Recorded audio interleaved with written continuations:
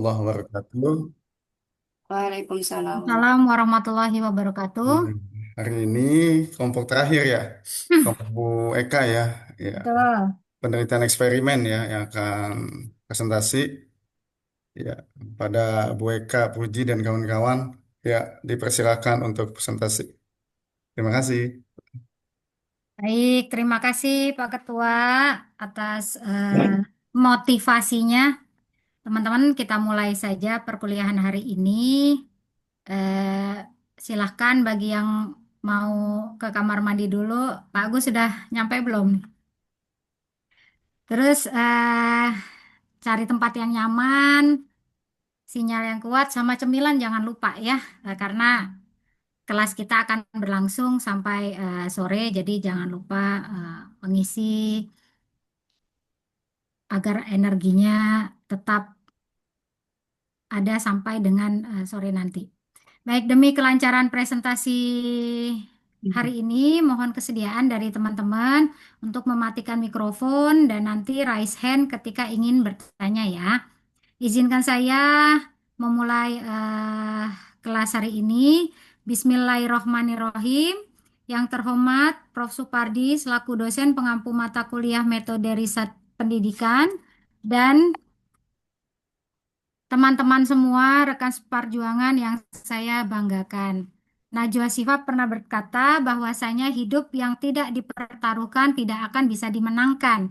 Maka dari itu, kami dari kelompok 9 di sini akan berjuang bersama-sama untuk memberikan presentasi terbaik kami. Sebelumnya, perkenalkan saya Eka Puji Astuti selaku MC pada kesempatan kali ini. Assalamualaikum warahmatullahi wabarakatuh. Waalaikumsalam Waalaikumsalam warahmatullahi warahmatullahi wabarakatuh. wabarakatuh. Selamat pagi, salam sejahtera bagi kita semua. Shalom, Om Swastiastu, Namo Buddhaya, salam kebajikan. Sebelum memulai presentasi, izinkan saya membacakan sebuah pantun. Cakepin ya. Cakep. Belum.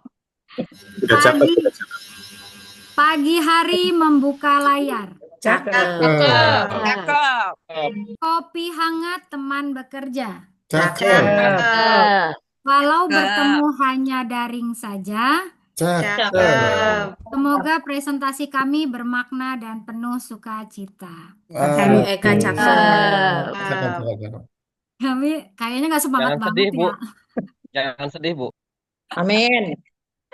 Kami dari kelompok 9 yang beranggotakan saya sendiri, Eka Pujastuti, lalu Ibu Sari Masida Saipin, Ibu Kasmini Saptorini, dan terakhir Ibu Nadira Yasinta. Izinkan kami untuk mempresentasikan hasil diskusi kelompok kami mengenai metode penelitian eksperimen. Paparan ini akan kami bagi menjadi beberapa bagian.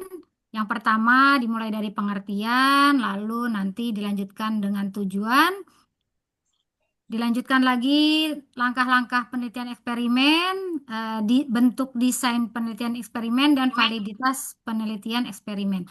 Baik, langsung saja kita bahas ke bagian yang pertama yang nantinya akan disampaikan oleh Bu Sari Masidah Saipin. Maaf, izin share screen dulu ya Bapak Ibu.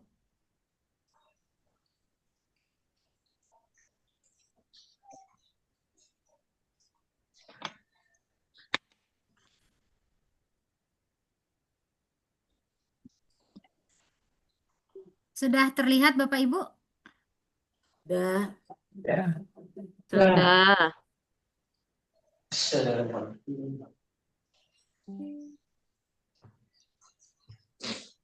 Dek, HP Bapak mana, Dek? Dek, suruh nyalain deh ikut-ikut grup.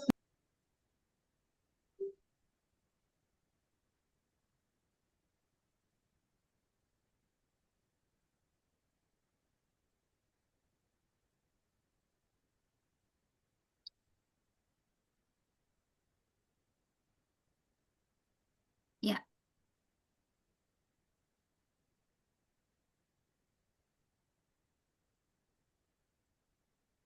ya, silakan Bu Sari.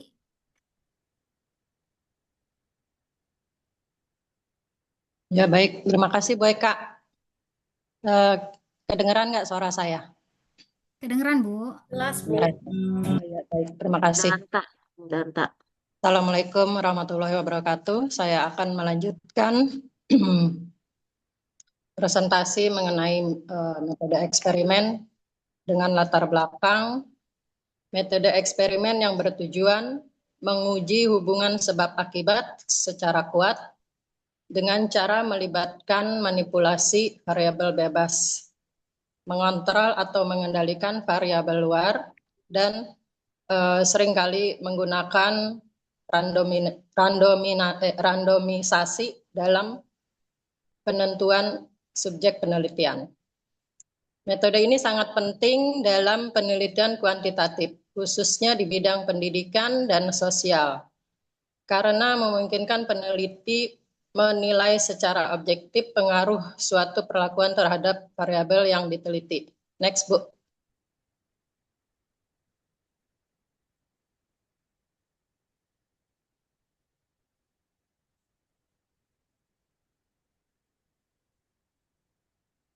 Tujuan penulisan nggak kelihatan ya. Bentar, Bu. Mau digedein dulu. Soalnya pakai HP ini.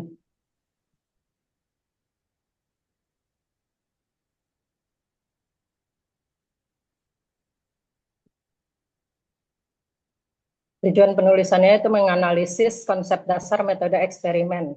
Satu, membandingkan berbagai desain eksperimen, mengidentifikasi ancaman validitas dengan cara mengatasinya, dan memberikan panduan pelaksanaan eksperimen. Next, Bu Eka.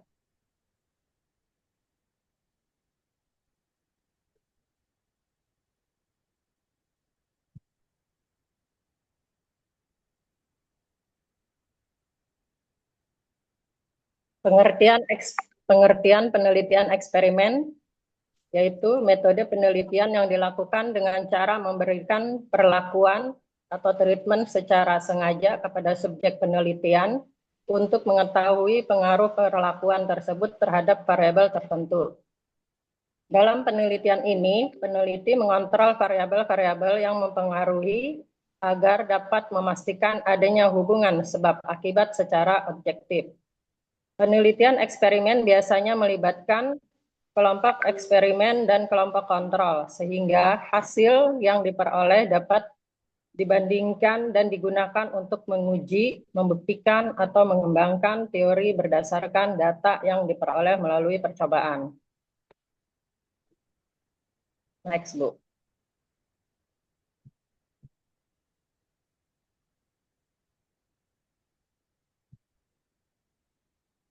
Tujuan penelitian eksperimen. Menguji ada atau tidaknya hubungan sebab akibat. Jadi dalam penelitian ini, si peneliti itu sengaja memberikan perlakuan tertentu kepada subjek penelitian, kemudian mengamati apakah langkah perlakuan tersebut dapat menyebabkan perubahan. Contohnya, peneliti ingin mengetahui apakah penggunaan metode pembelajaran tertentu dapat meningkatkan hasil belajar siswa. Jika hasil belajar meningkat setelah perlakuan diberikan, maka dapat dikatakan ada hubungan sebab akibat. Untuk mengetahui hal tersebut, apakah yang harus dilakukan oleh peneliti? Yang pertama adalah satu, menentukan besar pengaruh perlakuan. Jadi pengaruh ini biasanya diukur secara kuantitatif menggunakan data dan analisis statistik. Misalnya penelitian ingin mengetahui bahwa metode pembelajaran itu dapat pengaruh atau tidak. Selain itu juga peneliti ingin mengetahui seberapa besar peningkatan nilai siswa setelah menggunakan metode tersebut dibandingkan dengan metode yang lama. Yang kedua adalah mengembangkan atau menguji teori melalui percobaan.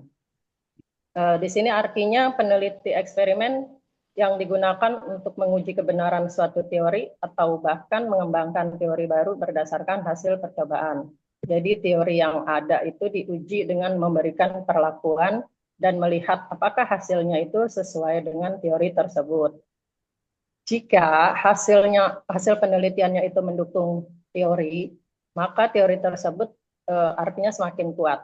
Tapi sebaliknya ya, jika hasilnya itu berbeda, peneliti dapat merevisi atau mengembangkan teori baru berdasarkan temuan yang diperoleh. Next, Bu. Oke. Selanjutnya, langkah-langkah penelitian eksperimen. Yang pertama adalah merumuskan masalah penelitian dan hipotesis. Di sini peneliti menentukan masalah yang akan diteliti, terus kemudian merumuskan pertanyaan penelitian secara jelas dan terarah. Yang kedua yaitu menentukan tujuan dan hipotesis penelitian. Peneliti menetapkan tujuan penelitian dan menyusun hipotesis yang akan diuji, yaitu dugaan sementara mengenai pengaruh perlakuan terhadap variabel yang diteliti. Yang ketiga adalah menentukan desain eksperimen. Peneliti memilih desain eksperimen yang sesuai, seperti pretest, post-test, kelompok kontrol, atau desain eksperimen lainnya. Sebelum menentukan desain eksperimen, peneliti dapat menentukan variabel penelitian terlebih dahulu, yaitu dengan menetapkan variabel bebas atau perlakuan, variabel terikat atau hasil yang diukur, dan variabel kontrol agar penelitian secara sistematis. Kemudian, Bu Herbeta, peneliti maaf Bu juga Herbeta. menentukan objek atau sampel penelitian, yaitu menentukan populasi dan memilih sampel penelitian yang akan diberi perlakuan dan dibandingkan hasilnya. Selanjutnya, peneliti menyusun instrumen penelitian dengan menyiapkan alat pengumpulan data seperti misalnya tes, angket, atau lembar observasi yang akan digunakan untuk mengukur hasil perlakuan. Langkah selanjutnya yaitu penelitian eksperimen yang keempat adalah melaksanakan perlakuan atau treatment, yaitu memberikan perlakuan sesuai dengan rancangan penelitian kepada kelompok eksperimen. Sementara kelompok kontrol tidak atau diberi perlakuan yang berbeda. Setelah itu mengumpulkan data penelitian dengan statistik, yaitu mengumpulkan data sebelum dan sesudah perlakuan sesuai dengan desain eksperimen yang digunakan. Yang kelima adalah menganalisis data.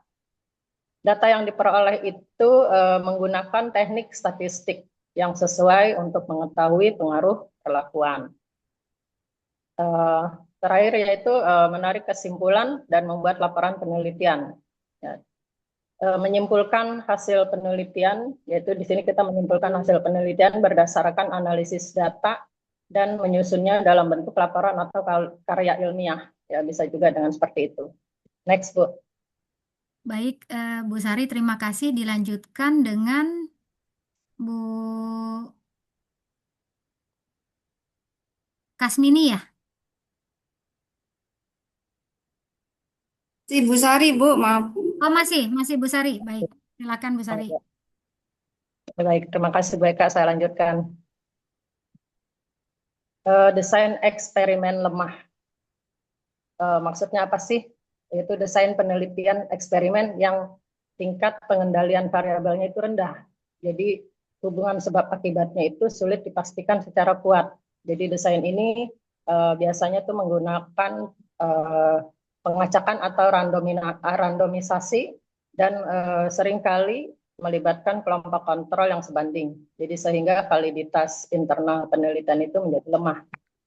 Yang pertama di sini adalah one shot case study. Jadi pada desain ini peneliti itu memberikan perlakuan satu kali kepada suatu kelompok, terus kemudian langsung mengukur hasilnya. Contohnya ya, siswa diberi pembelajaran baru, terus diukur hasil belajarnya. Kelemahan dari one shot case study ini adalah tidak ada data sebelum perlakuan dan tidak ada kelompok pembanding, sehingga tidak dapat dipastikan apakah hasilnya itu diperoleh benar-benar akibat perlakuan atau faktor lain. Yang kedua adalah one group pretest post-test. Jadi desain ini itu melibatkan satu kelompok saja yang diberi tes. Jadi yang diberi tes sebelum perlakuan pretest dan tes setelah perlakuan post-test. Contohnya ya siswa dites kemampuan awal, kemudian diberi metode pembelajaran tertentu, lalu dites kembali. Nah, kelemahan dari desain ini adalah walaupun ada perbandingan sebelum dan sesudah perlakuan, jadi desain ini tetap rentan terhadap pengaruh faktor luar seperti pengalaman lain, waktu, atau kondisi lingkungan karena tidak ada kelompok kontrol. Yang ketiga adalah intake group comparison. Desain ini menggunakan dua kelompok yang sudah ada atau tidak dipilih secara acak, di mana satu kelompok diberi perlakuan dan kelompok lain tidak. Contohnya kelas A. Kelas A itu diberi metode pembelajaran baru dan sedangkan kelas B itu menggunakan metode biasa. Kelemahan dari desain ini, kelompok tidak dipilih secara acak. Kemudian perbedaan awal antar kelompok cukup besar, sehingga hasil penelitiannya itu kurang. Jadi kurang valid untuk menyimpulkan hubungan sebab akibatnya. Jadi kelemahan secara umumnya ya desain eksperimen lemah yaitu kontrol variabelnya itu rendah sehingga banyak faktor luar yang mempengaruhi hasil. Terus validitas internalnya juga lemah, artinya sulit memastikan bahwa perubahan yang terjadi itu benar-benar disebabkan oleh perlakuan. Jadi kesimpulan sebab akibatnya itu kurang kuat. Next, Bu Eka.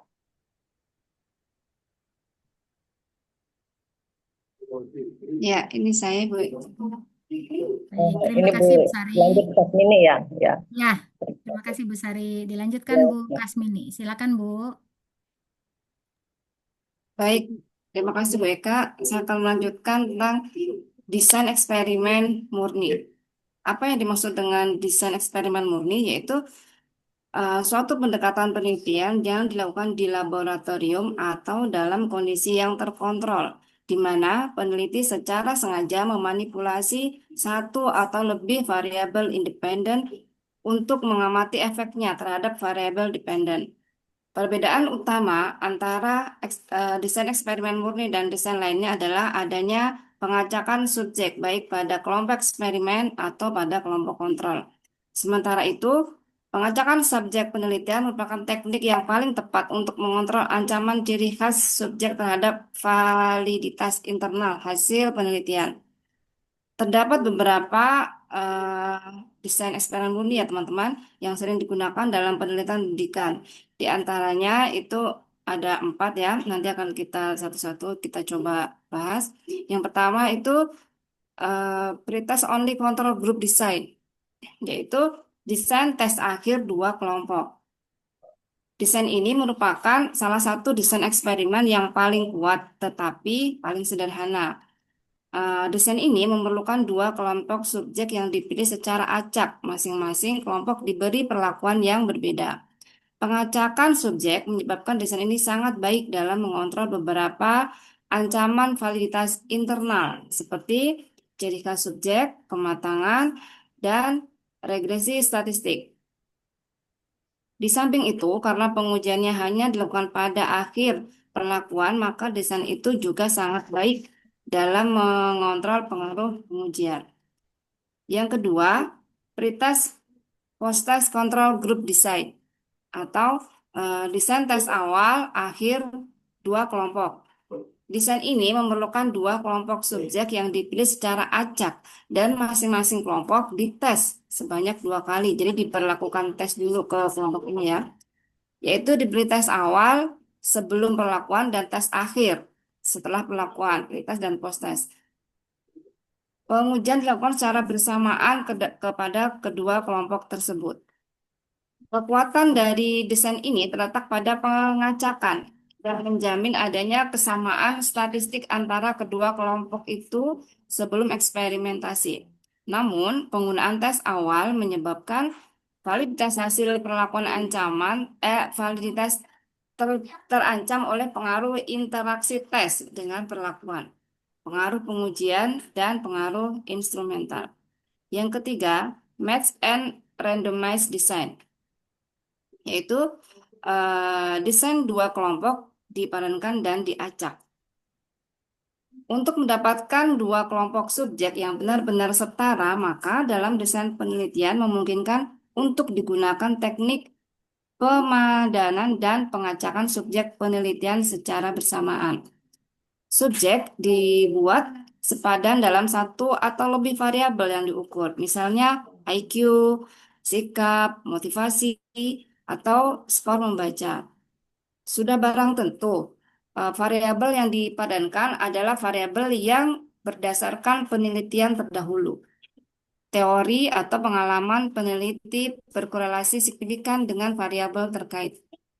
Setelah dilakukan pemadanan, maka pasangan-pasangan subjek yang sepadan dimasukkan dalam kelompok eksperimen dan kelompok kontrol secara acak.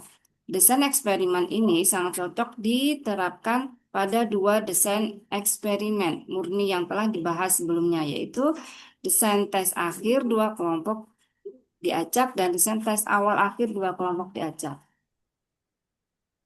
Selanjutnya, Solomon for atau grup desain, yaitu desain 4 kelompok Solomon yang diacak. Desain ini berusaha mengatasi pengaruh tes awal. Penempatan subjek dalam setiap kelompok subjek dilakukan secara acak. Dua kelompok diberikan tes awal dan dua kelompok lainnya tidak. Satu kelompok diberi tes awal dan satu kelompok lainnya tidak diberi tes awal, dijadikan sebagai kelompok eksperimen. Sedangkan dua kelompok lainnya dijadikan sebagai kelompok kontrol. Lanjut, Ibu. Baik.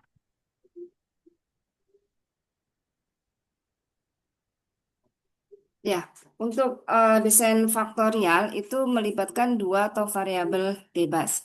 Dalam beberapa desain yang telah dibahas sebelumnya, bahwa merupakan desain yang hanya menggunakan variabel tunggal.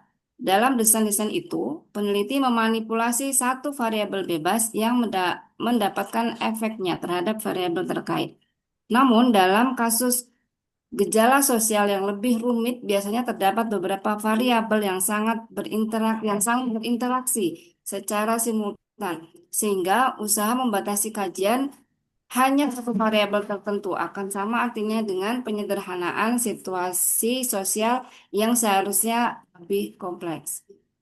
Di situ ada mengukur efek ya. Jadi main effect dalam interaction effect.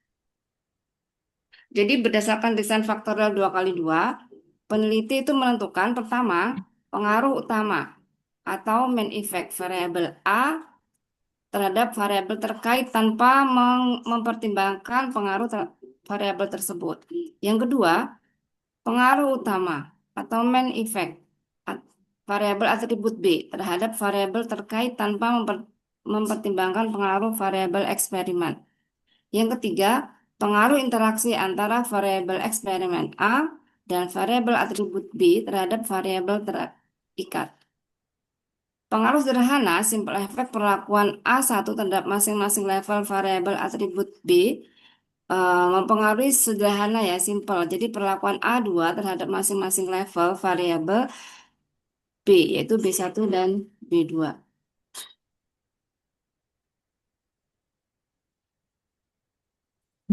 Melalui desain ini, maka akan dapat diuji pertama itu ada pengaruh utama, yaitu adakah pengaruh eksperimen A terhadap variabel terkait tanpa mempertimbangkan pengaruh variabel eksperimen B. Yang kedua, adakah pengaruh utama main effect variabel eksperimen B terhadap variabel terikat tanpa mempertimbangkan variabel eksperimen A. Yang ketiga, pengaruh interaksi antara variabel eksperimen A dan variabel eksperimen B terhadap variabel terkait. Lanjut, Ibu. Baik. Lanjut, teman-teman. Selanjutnya ada desain eksperimen kuasi. Desain eksperimen kuasi merupakan pengembangan dari true experimental design yang sulit dilaksanakan. Jadi mempunyai kelompok kontrol, tetapi tidak dapat berfungsi sepenuhnya untuk mengontrol variabel-variabel luar yang mempengaruhi pelaksanaan eksperimen. Dalam kondisi tertentu, kadang-kadang tidak memungkinkan untuk memilih dan menempatkan subjek penelitian secara acak ke dalam kelompok-kelompok eksperimen. Jadi tidak ada randomisasi penuh ya teman-teman. Di sini ada contohnya yaitu pertama desain tes awal, akhir dua kelompok tanpa acak ya, pretest proses tanpa acak. Desain ini memerlukan dua kelompok subjek yang dipilih tanpa acak. Jadi tidak memungkinkan untuk diacak. Misalnya kelas, karena tanpa acak maka harus dipastikan bahwa kedua kelompok itu memiliki kemampuan awal yang setara. Pada desain ini, masing-masing kelompok dites sebanyak dua kali, yaitu tes awal sebelum perlakuan dan tes akhir setelah perlakuan. Pengujian dilakukan secara bersamaan pada kelompok tersebut. Jadi untuk kelas kontrol dan eh, eksperimen dilakukan secara bersamaan. Selanjutnya ada desain seri yaitu time series. Desain ini merupakan perluasan desain tes awal akhir satu kelompok. Bedanya dari desain seri waktu ini subjek diberi tes awal lebih dari satu kali.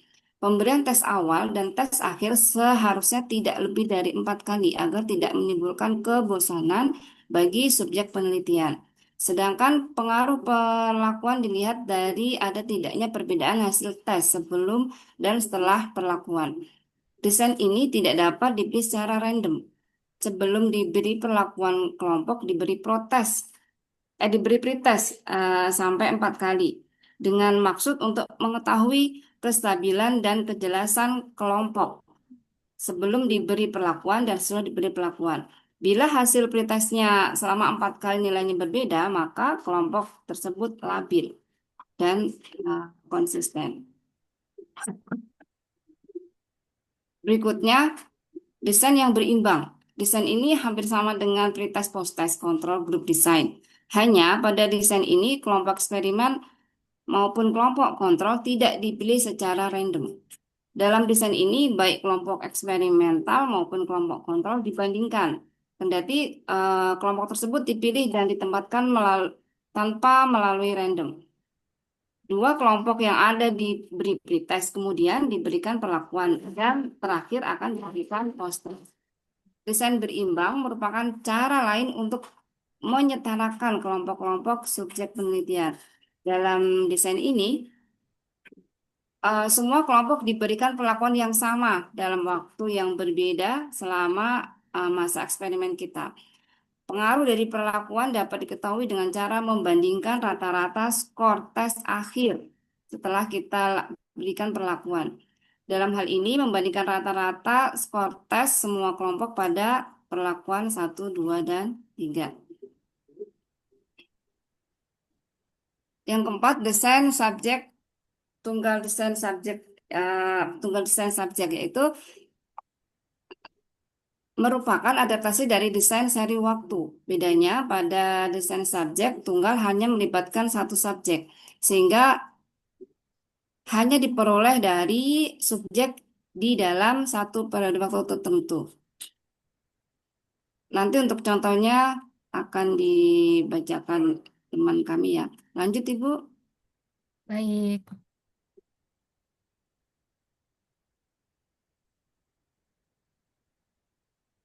Ya, selanjutnya validitas internal. Jadi selama kita mengadakan eksperimen, kita juga harus memperhatikan itu ya. Untuk meyakinkan bahwa desain penelitian eksperimental layak untuk pengujian hipotesis penelitian, maka dilakukan pengendalian terhadap validitas internal dan eksternal. Yang internal itu pertama, validasi internal dimaksudkan agar hasil penelitian yang diperoleh dapat mencerminkan hasil perlakuan yang diberikan dan dapat digeneralisasikan ke populasi sampelnya.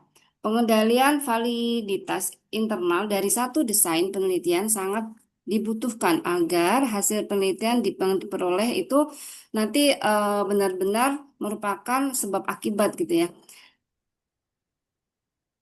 Beberapa variabel yang dikendalikan itu seperti ciri khas subjek. Beberapa ciri khas subjek yang mempengaruhi hasil eksperimen adalah umur, jenis kelamin, kecakapan, intelijensi, status sosial ekonomi, agama, kemampuan membaca, kematangan, dan lain-lain. Pada satu eksperimen, mungkin kelompok yang menjadi subjek dikenal diberikan perlakuan secara khusus, mempunyai ciri khas yang berbeda, sehingga hasil yang dicapai menjadi berbeda yang disebabkan oleh ciri khas yang berbeda tadi.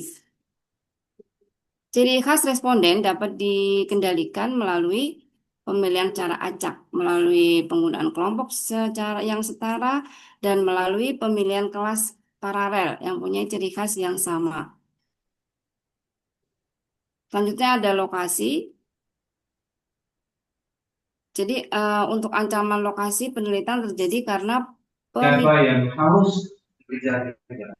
lokasi penelitian yang berbeda, baik dari segi ketersediaan fasilitas belajar, kemampuan mengajar gurunya, ataupun dari siswanya, ataupun faktor lain.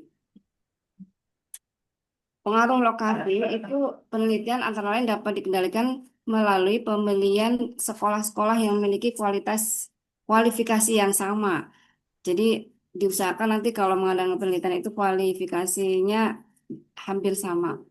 Fasilitas kelasnya sama dan kondisi ruang belajar yang sama. Sehingga kelas milik siswa yang memiliki kemampuan yang setara juga. Selanjutnya instrumentasi ya. Jadi penggunaan instrumen penelitian ada kalanya juga dapat mengancam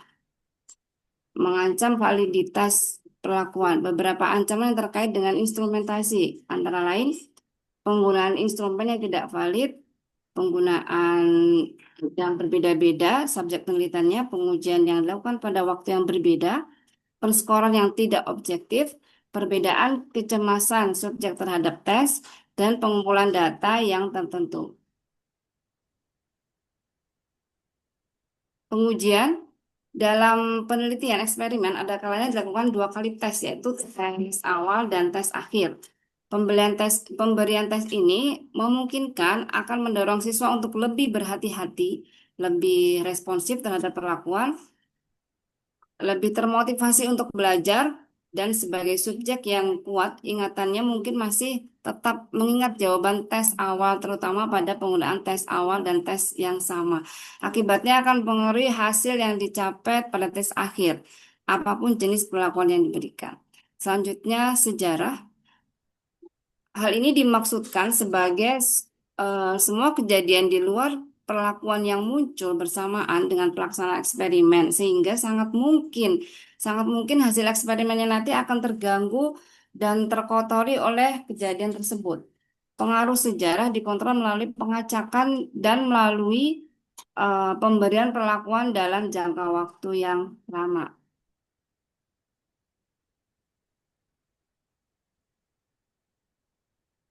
Sikap subjek juga mempengaruhi teman-teman ya. Jadi cara subjek dalam menanggapi dan terlibat dalam penelitian akan dapat mengancam validitas internal hasil perlakuan. Hal ini dikenal dengan pengaruh Hawthorne. Salam. Jika suatu kelompok subjek mengetahui statusnya sebagai kelompok eksperimen, maka mungkin mereka akan berusaha semaksimal mungkin untuk mencapai hasil yang baik. Atau sebaliknya, mungkin akan bersikap tidak peduli terhadap perlakuan, sehingga hasilnya tidak sesuai dengan kemampuan mereka yang sebenarnya.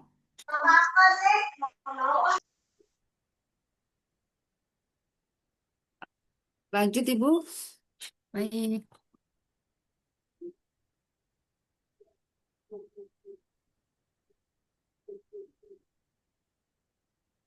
Ya, Untuk validitas eksternal nanti generasi hasil populasi lebih luas. Jadi tadi ancaman-ancaman tadi sudah kita bahas. Interaksi prioritas perlakuan, setting eksperimen maupun perlakuan ganda. Untuk strateginya, deskripsi setting yang jelas. Jadi kita harus sebelum melakukan eksperimen itu kita harus bikin setting yang jelas ya dan memberikan sampling yang tepat kelas mana yang akan kita pilih untuk menjadi kelas kontrol maupun eksperimen. Mungkin itu dari saya, Ibu. Terima kasih. Baik, terima kasih Bu Kasmini. Akan dilanjutkan oleh Bu Nadira. Silakan Bu Nadira. Baik, terima kasih Bu Eka. Selanjutnya saya akan menjelaskan terkait contoh-contoh dari penelitian eksperimen, tapi sebagai catatan di sini kami hanya menampilkan contoh-contoh tesis yang memakai kuasi eksperimen. Seperti yang kita tahu, kuasi eksperimen itu adalah penelitian eksperimen yang paling sempurna ya Bapak Ibu dibanding penelitian-penelitian eksperimen yang lain. Bukan berarti penelitian eksperimen yang lain itu tidak bagus, tapi untuk setingkat tesis kita harus minimal kita harus menggunakannya kuasi eksperimen. Seperti contoh yang pertama itu ada tesis pengaruh pendekatan pembelajaran dan minat belajar terhadap hasil belajar matematika siswa kelas 12. Eksperimen pada siswa kelas 12 jurusan IPS di SMA Negeri 93 Jakarta. Contoh ini juga menggunakan penelitian eksperimen dengan pretest post-test dan desain ANOVA. Selanjutnya Ibu, contoh yang kedua. Baik. Contoh yang kedua adalah dengan judul pengaruh model pembelajaran konstruktivisme terhadap kemampuan pemecahan masalah matematika dan kemampuan koneksi matematika. Eksperimennya pada siswa SMP Negeri Wilayah 2 Kota Administrasi Jakarta Pusat. Tesis ini dibuat oleh Wicaksono dengan tujuan dari penelitian ini adalah untuk mengetahui pengaruh penggunaan alat, bukan alat peraga ya ini. Maaf, salah.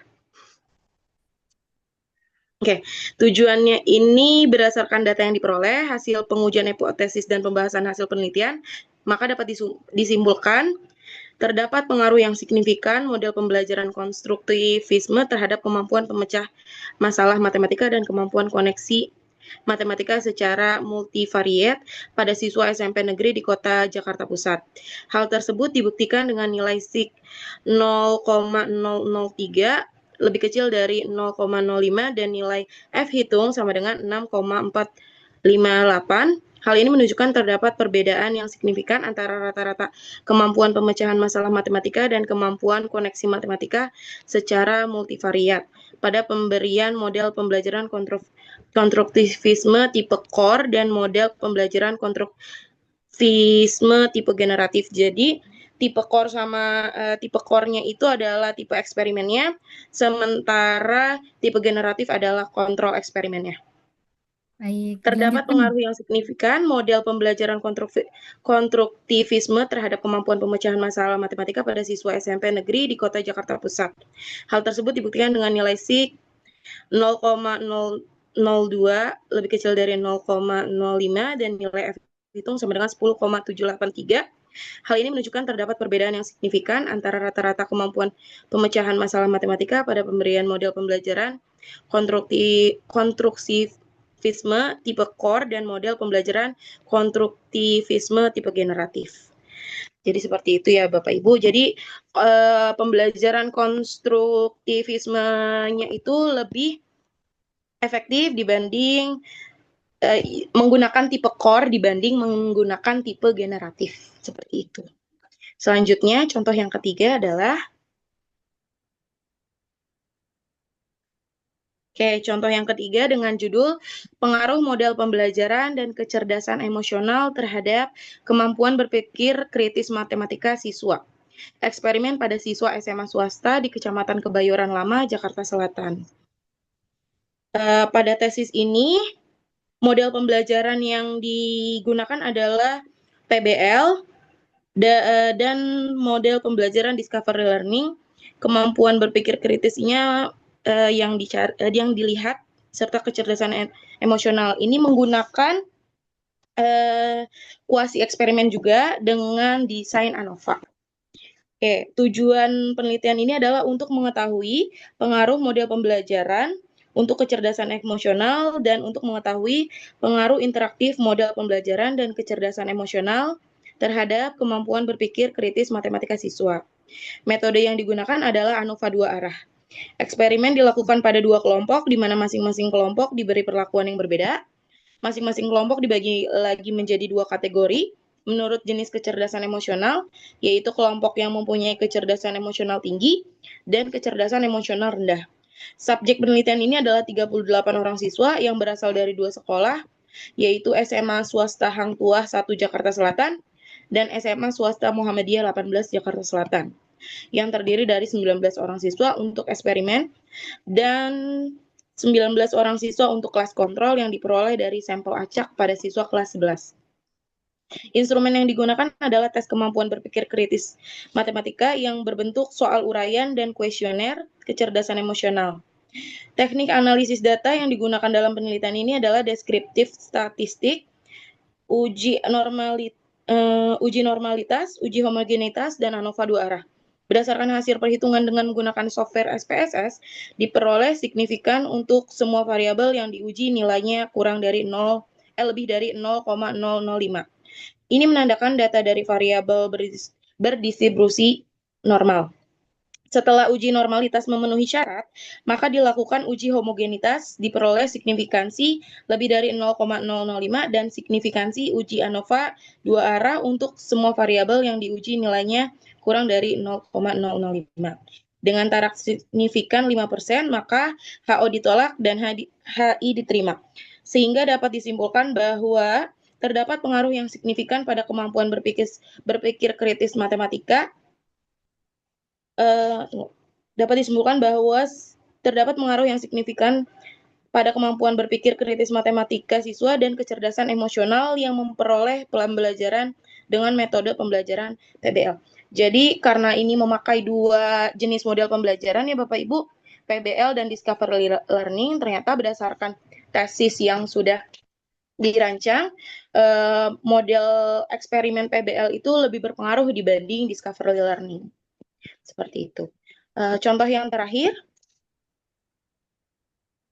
Baik.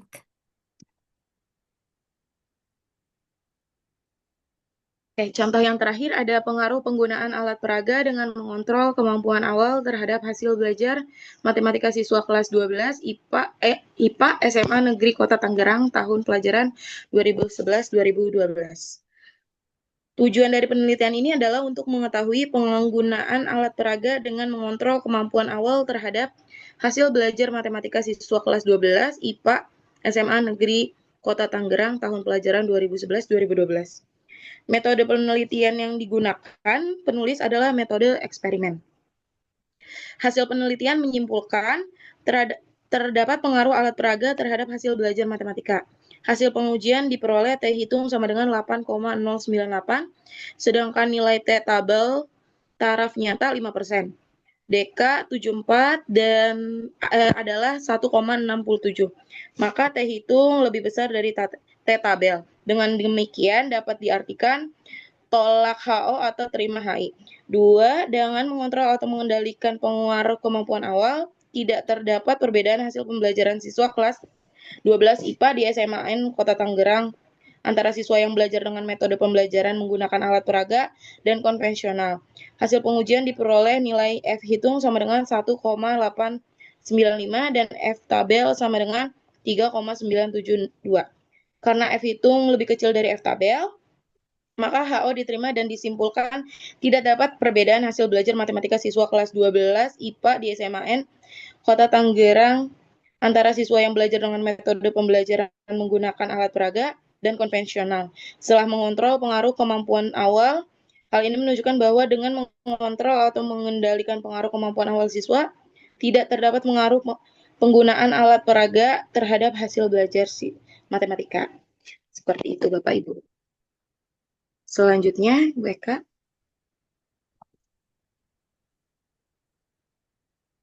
Kesimpulan, eksperimen efektif untuk menguji hubungan kausal. Pemilihan desain sangat mempengaruhi validitas hasil. Pengendalian ancaman validitas adalah kunci keberhasilan penelitian. Seperti yang sudah dibacakan oleh Bu Sari dan Bu Kasmini, bahwa semua eksperimen itu mempunyai desain yang berbeda-beda dengan hasil atau pengaruh validitas hasil yang berbeda-beda juga. Jadi kita harus mempunyai pengendalian terhadap ancaman validitas yang menjadi kunci keberhasilan penelitian. Sarannya, Bentar, Ibu. Baik. Ya. ya, saran dari kami perlu penyempurnaan dalam pemahaman desain eksperimen. Peneliti disarankan memperhatikan validitas secara serius. Masukan dan kritik juga sangat diharapkan. Jadi seperti yang tadi saya bacakan dari 3 contoh eksperimen, 3 contoh pertama dinyatakan berhasil, semua eksperimennya dengan model dan metode yang tertentu. Sementara untuk model yang terakhir antara konvensional dengan alat peraga ternyata tidak ditemukan signifikansi yang signifikan. Jadi, itu dikarenakan peneliti tidak menguasai atau tidak memperhatikan validitas secara serius. Jadi sebagai peneliti juga kita harus menerima masukan dan kritik agar penelitian kita berjalan dengan lancar dan berhasil. Seperti itu Bapak Ibu. Sekian dari kami, saya kembalikan lagi kepada Bu Eka. Baik, terima kasih teman-teman semua yang sudah menyimak pemaparan dari rekan-rekan kelompok kami. Sekarang akan dibuka sesi pertanyaan, begitu ya Pak Ketua? Bagaimana pertanyaannya? Karena masih ada waktu, mau ada pertanyaan atau seperti apa? Iya, betul nggak apa-apa Bu Eka. Nggak Kalau apa-apa bisa, ya, iya ada dilanjut. pertanyaan. Baik, teman-teman yang ingin bertanya, silahkan raise hand. Nanti akan saya panggil untuk baik, sudah ada satu, Bu Mustika Anggun. Mungkin kita tunggu dulu sampai 3 ya, Pak Ketua ya. Iya, Oh, udah betul. langsung, Iya, udah Alhamdulillah. ada 3 tuh ya.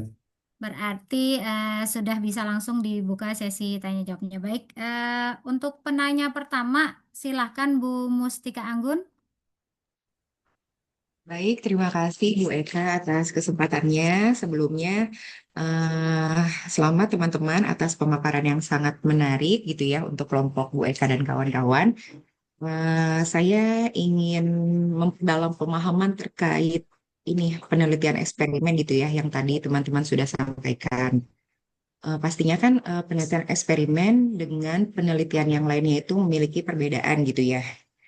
Nah, untuk memperkuat lagi pemahaman saya, apa sih elemen atau poin utama yang membedakan antara penelitian eksperimen ini dengan penelitian yang lainnya gitu.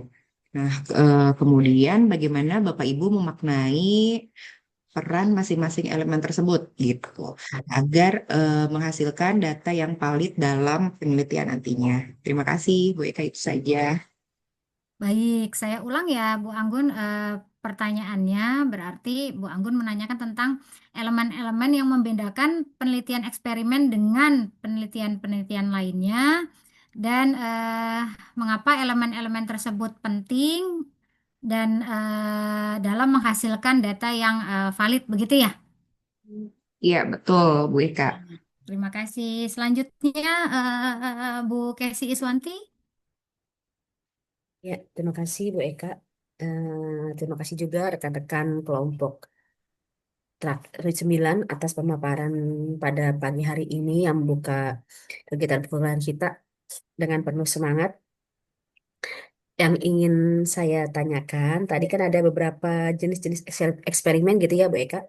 Ada Betul, betul, eksperimen Bu. lemah, ada eksperimen murni, dan ada eksperimen kuasi. Nah, coba tolong dijelaskan kembali apa perbedaan utama dari ketiga eksperimen tersebut, dari maaf, dari keempat eksperimen tersebut, dari eksperimen lemah atau pre-eksperimental, eksperimen murni, dan eksperimen kuasi. Ya, dari 3 eksperimen tersebut ya Bu Eka. Ini tolong Baik. dijelaskan kembali mengenai perbedaan utamanya. Terima kasih Bu Eka. Baik, berarti perbedaan kembali ya, ini perbedaan utama dari ketiga eksperimen. Yang pertama eksperimen lemah, yang kedua eksperimen murni, dan yang terakhir eksperimen kuasi. Oke, dilanjutkan Pak Wahyudin. Untuk yang pertama ini kita stop di 3 pertanyaan dulu. Silakan Pak Wahyu. Ya, Bismillahirrahmanirrahim. Assalamualaikum warahmatullahi wabarakatuh. Waalaikumsalam Terima kasih Bu warahmatullahi Eka atas waktunya. Saya tadi menyimak ya apa yang teman-teman sampaikan. Di situ tadi ada beberapa macam eh, validitas internal penelitian eksperimen dan bagaimana penelitian dapat mengendalikannya. Jadi pertanyaannya simple, mungkin bisa dapat memahami saya. Di sini sebutkan minimal 5 ancaman terhadap validitas internal penelitian eksperimen dan bagaimana peneliti dapat mengendalikannya. Gitu. Jadi nanti bagaimana cara mengendalikannya. Mungkin itu aja Bu Eka pertanyaannya. Terima kasih. Baik, terima kasih Pak Wahyu atas pertanyaannya. Berarti kami sebagai penyaji eh, nantinya akan mencari 5 ancaman yang bisa mengancam validitas internal penelitian, eksperimen, dan bagaimana kami dapat mengendalikannya begitu ya Pak Wahyu ya. Baik, terima kasih rekan-rekan atas pertanyaannya. Sekarang saya kembalikan lagi kepada rekan-rekan kelompok 9. Siapakah yang akan menjawab pertanyaan terlebih dahulu? Bebas mungkin ya, boleh pertanyaan pertama dulu, pertanyaan kedua dulu, ataupun pertanyaan ketiga. Yang mana yang siap saja. Silakan rekan-rekan kelompok 9. Baik, Bu Eka, saya mau jawab pertanyaan yang pertama aja deh. Baik, terima kasih Bu Sari. Silakan. Ya, pertanyaan dari Bu Mustika ya, kalau nggak salah tadi ya. Betul Ibu, Bu Mustika Anggun. Jadi pertanyaannya itu tadi mengenai elemen yang membedakan penelitian eksperimen dari desain penelitian lainnya ya. Terus mengapa juga ketiganya itu sangat penting dalam menghasilkan data yang valid. Betul Bu. Itu eh, adanya manipulasi, yaitu artinya peneliti itu sengaja mengubah atau menetapkan kondisi pada variabel bebas atau treatment untuk melihat efeknya pada variabel terikat. Peran pentingnya di sini tanpa manipulasi tidak ada kontrol terhadap apa yang diberikan sebagai penyebabnya. Jadi manipulasi memungkinkan inferensi kasual langsung, misalnya memberikan metode pengajaran A dengan B dan mengikuti prestasinya. Terus yang kedua yaitu kontrol.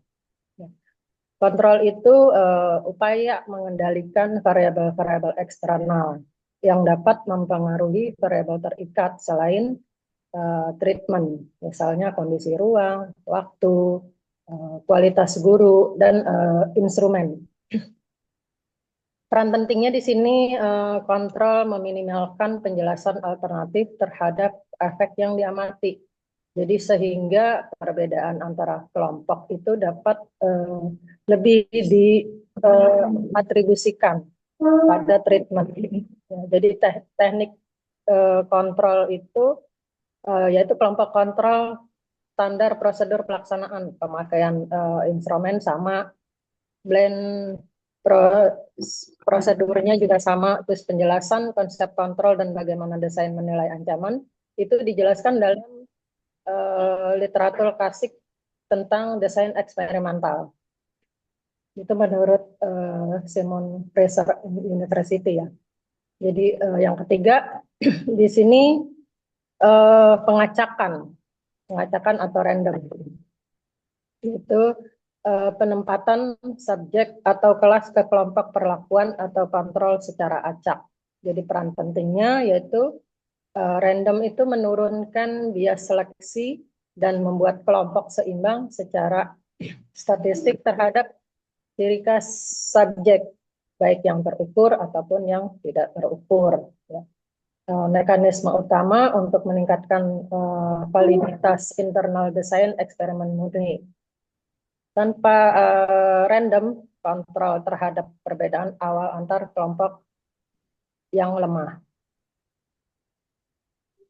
Jadi intinya itu manipulasi itu menetapkan perlakuan, kontrol menutup jalan bagi penjelasan alternatif, dan random itu membuat perbandingan antar kelompok adil. Jadi ketiganya itu menghasilkan dasar untuk inferensi kasual yang kredibel. Mungkin itu jawaban dari saya, Bu Mustika. Mungkin ada yang mau menambahkan atau bagaimana, Bu Mustika? Bu Anggun, bagaimana? Apakah ada yang ingin ditanyakan kembali atau sudah cukup? Sudah cukup jelas, Bu Sari. Terima kasih. Baik, terima kasih. Silakan teman-teman yang ingin melanjutkan menjawab pertanyaan kedua dan ketiga. Boleh Ibu, saya coba jawab pertanyaan dari Bu Kesi ya. Mungkin Oke, kalau baik. misalnya kurang-kurang nanti teman-teman boleh membantu. Jadi pertanyaan Bu Kesi tadi, apa perbedaan utama antara eksperimen lemah, pre-eksperimental, eksperimen murni, true eksperimental, dan eksperimen kuasi? Begitu ya Bu Kesi ya? Iya, betul, Ibu. Ya, jadi eksperimen lemah atau pre-eksperimental itu ciri utamanya tidak ada pengacakan kontrol terhadap variabel luar minimal ataupun semuanya tidak ada ya, jadi nggak ada pengacakannya. Terus contohnya itu one suitcase tadi, yaitu satu kelompok diberi treatment dan dites hanya satu kali saja. Yang kedua, one group pretest post-test. Satu kelompok diberi pretest dan post-test tanpa ada kelompok kontrol. Kelebihannya, kelebihan dari eksperimen lemah itu praktis dan mudah diterapkan di sekolah-sekolah ya, di kelas-kelas ketika sumber dayanya terbatas. Adapun kekurangannya itu validitas internal sangat rendah, yaitu perubahan bisa disebabkan banyak faktor ya. Jadi sejarah, kematangan, regresi tidak direkomendasikan untuk klaim kausal yang kuat. Yang kedua, eksperimen murni. Ciri utamanya ada randomisasi subjek ke kondisi. Jadi ada grup eksperimen dan grup kontrol terhadap variabel luar. Contoh desainnya, post-test only recommended control group, yaitu dua kelompok diacak, hanya diuji setelah diadakan perlakuan. Yang kedua, kelompok pretest post-test itu dua kelompok diberikan pretest maupun post-testnya. Yang ketiga, match dan randomize. Pemadanan dipadankan, disamakan, lalu randomisasi. Yang terakhir itu Solomon Group 4, jadi desain 4 kelompok. Kombinasi ada atau tidaknya pretest dan treatment untuk menguji efek sensitasi dari pretest. Kelebihan dari eksperimen ini yaitu validitas internal paling kuat, randomisasi mengurangi bias seleksi. Adapun kelemahannya itu mahal diterapkan di settingnya ya, memerlukan sampel yang besar dan tenaga pelaksana yang banyak dan harus memperhatikan generalisasinya.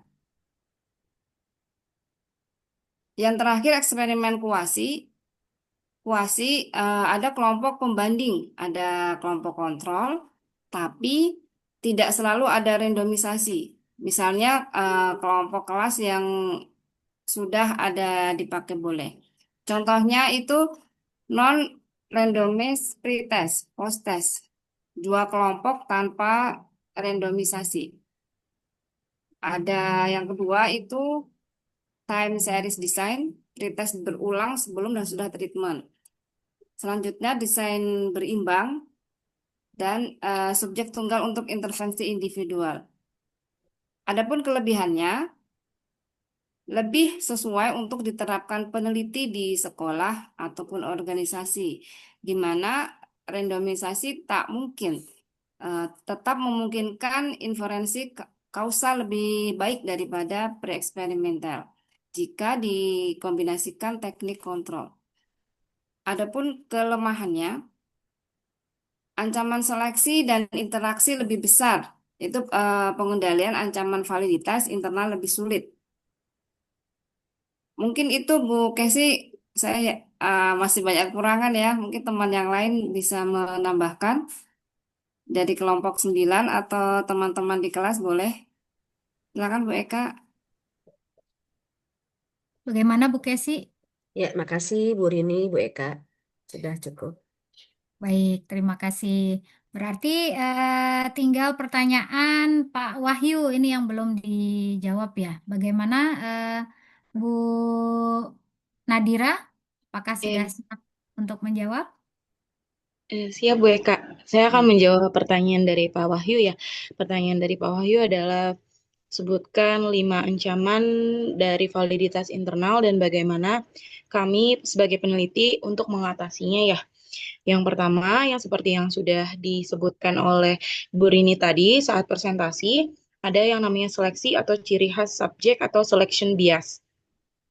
Contohnya, kelas eksperimen kebetulan terdiri dari siswa dengan skor awal lebih tinggi. Mengapa berbahaya? Perbedaan hasil mungkin karena perbedaan awal bukan treatment.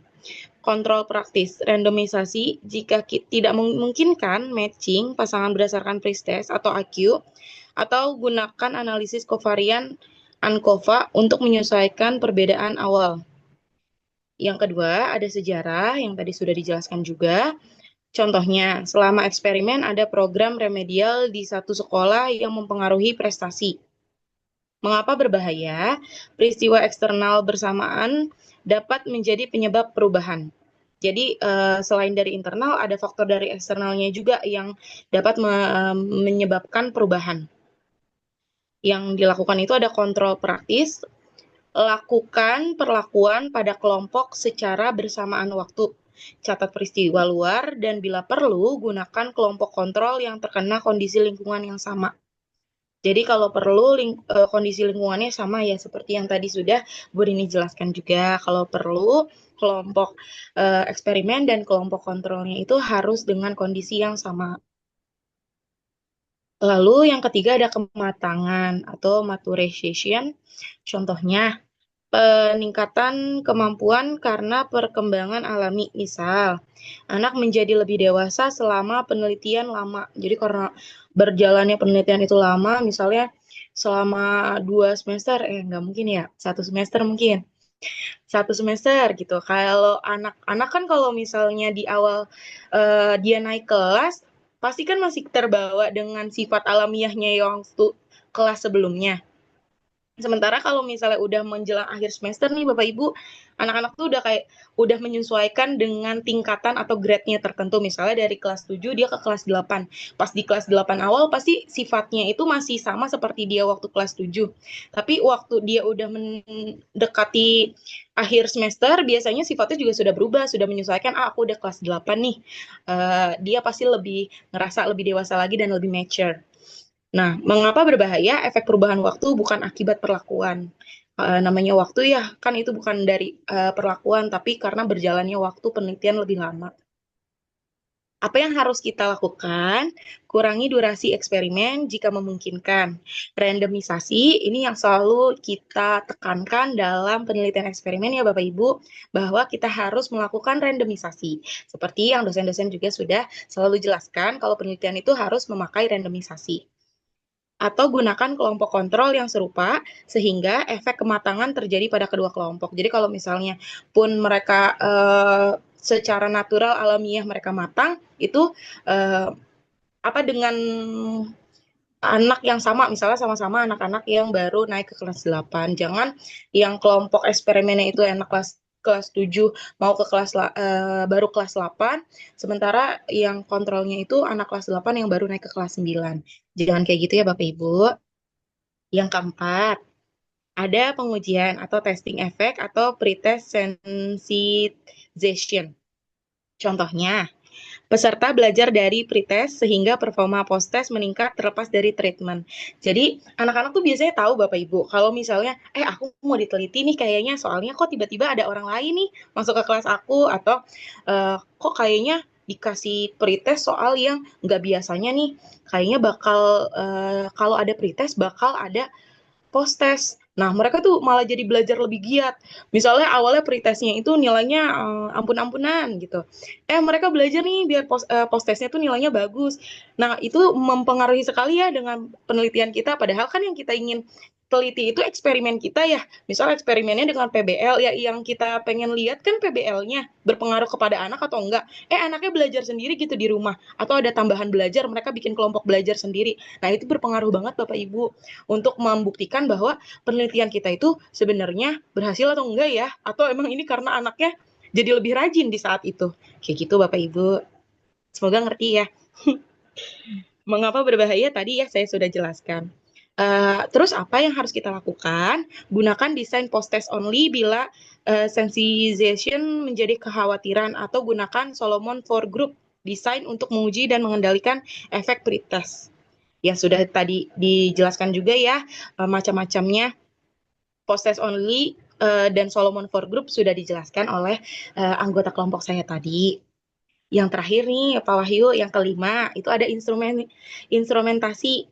Contohnya, perubahan alat ukur atau penskoran yang terjadi antara pretest dan post-test. Jadi ada perubahan alat ukur atau penskoran tuh di antara pretest dan post-testnya. Mengapa berbahaya? Perubahan pada alat menghasilkan perbedaan yang bukan karena treatment. Jadi perubahan pada alat itu bukan karena ada treatmentnya. Apa yang harus kita lakukan? Gunakan instrumen yang sama, standarkan prosedur penskoran, latih penguji, lakukan blind scoring bila mungkin. Jadi kalau waktu saya skripsian kemarin, waktu tahun 2020 saya skripsian, masih 5 tahun yang lalu, masih agak relate ya dengan tahun sekarang. Itu tuh biasanya dosen tuh iniin dulu Bapak Ibu, distandarkan dulu prosedur penskorannya, instrumennya juga dibabat habis sama dosen untuk agar tidak terjadi ancaman-ancaman yang bisa mempengaruhi penelitian kita. Seperti itu Bapak Ibu, semoga Bapak Ibu mengerti dengan penjelasan saya. Terima kasih Bu Eka. Baik. Eh, Pak Wahyu, bagaimana Pak Wahyu? Terima kasih, cukup jelas, singkat, dan padat. Terima kasih Bu Nadira. Baik. Pak Ketua, apakah akan dilanjut ke sesi berikutnya atau Pak Prof mungkin ada yang harus disampaikan ke kelas kita begitu?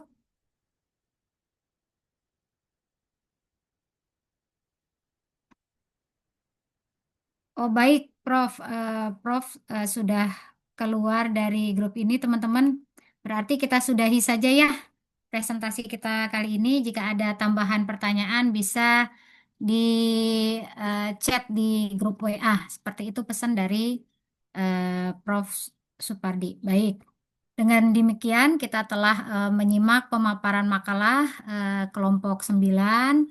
Kami juga mengucapkan terima kasih atas pertanyaan dan diskusi kritis yang telah kita lakukan bersama-sama. Semoga hal tersebut bisa memperkaya pemahaman kita bersama mengenai bagaimana penelitian eksperimen harus dirancang secara cermat agar menghasilkan temuan yang valid dan dapat dipertanggungjawabkan secara ilmiah. Apabila ada penyampaian maupun jawaban atas pertanyaan masih terdapat kekurangan, kami mohon maaf dan sangat terbuka terhadap masukan untuk penyempurnaannya ke depan.